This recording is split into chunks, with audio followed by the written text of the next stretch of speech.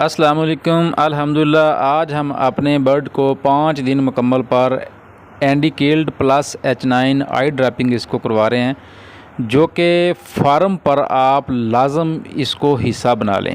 بہت سارے فارمر حضرات غلطی کرتے ہیں، صرف آئی بی کی ویکسین کروا دی، گمبورو کی یا لسوٹا یا کلون کی 3 یا 4 شارٹ سی ویکسینیں کروا کر جان چھڑوا لیتے ہیں۔ لیکن پولٹری فارم میں موجود تمام کمرشل اور سیمی کنٹرول یا کنٹرول شیڈ فارمنگ حضرات سے میری اپیل ہے، جو چھوٹے پیمانے پر کام کر رہے ہیں یا بڑے پیمانے پر کام کر رہے ہیں، تو آپ ویکسین کو لازم پولٹری کا حصہ بنائیں، کیونکہ آج کل مسئلے مسائل بہت زیادہ ہیں۔ جب آپ کی پولٹری میں ویکسین اچھے طریقے سے کی ہوگی، کیونکہ آپ کو پتہ ہے کہ ویکسین چوزے کو تحفظ دیتی ہے، قوت مدافعت بناتی ہے۔ جب ہر آنے والی بیماری وائرل بیماری ہو، جب حملہ آور ہوتی ہے، تو اس کے اندر اتنی قوت مدافعت ہوتی ہے کہ یہ بیماری کے ساتھ لڑ سکتی ہے۔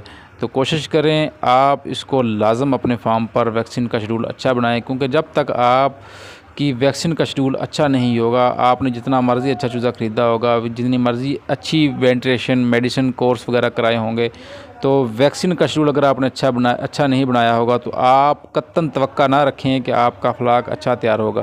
اللہ کی ذات تیار کرنے والی ہے، لیکن جب مسئلے مسائل آس پاس فارموں پر آئے ہوتے ہیں تو پھر آپ کبھی بھی بچ نہیں سکتے۔ آپ ایک صورت میں بچ سکتے ہیں جب آپ نے اچھے طریقے سے اپنے چوزے کو ویکسین پلائی یا لگائی ہوگی۔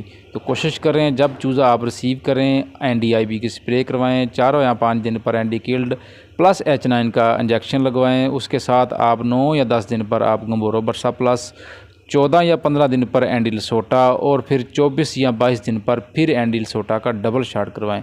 تو انشاءاللہ اللہ کے حکم کے ساتھ آپ کا فلاگ بھی اچھا تیار ہوگا، مسئلے مسائل سے بچا بھی رہے گا۔ اگر آس پاس بیماریاں آتی بھی ہیں تو آپ کا چوزہ جو آپ کا برڈ ہے وہ انشاءاللہ تحفظ میں رہے گا، تاکہ آپ بھی مطمئن ہوں گے کہ ہم نے ویکسین اچھے طریقے سے پلائی ہے۔